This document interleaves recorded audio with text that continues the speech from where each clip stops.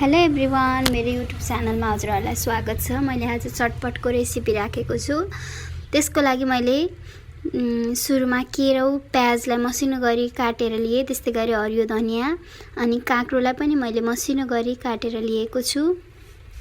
त्यस्तै गरी अब मैले एउटा टमाटरलाई चाहिँ एउटा रातो टमाटरलाई मसिनो गरी चप गरेको छु।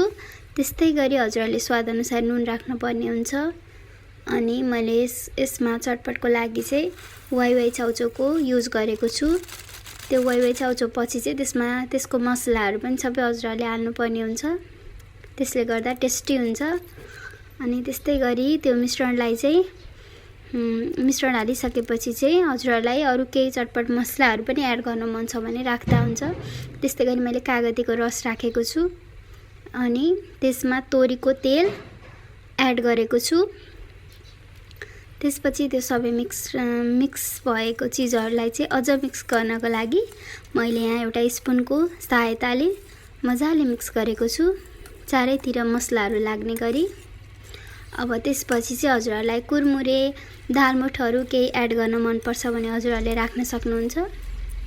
मैले चाहिँ यसमा कुरमुरे लिएको छु, कुरमुरेलाई राख्ने अनि त्यसपछि त्यसलाई पनि चलाउने।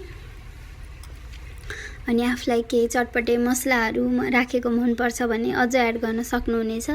स्वाद अनुसार आफूलाई कतिको मन पर्छ त्यो अनुसार राख्नुपर्ने हुन्छ।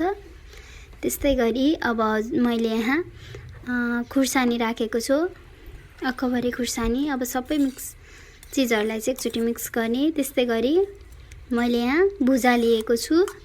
अब भुजालाई चाहिँ हजुरहरूले कति चाहिने हो आवश्यकता अनुसार राख्नुपर्ने हुन्छ। त्यस्तै गरी यहाँ भुजा राखेर मैले मिक्स गरेको छु। हाम्रो चटपटे चाहिँ रेडी भएको छ। एकदमै मिठो भएको थियो। हजुरहरूले पनि ट्राई गर्नुहोला।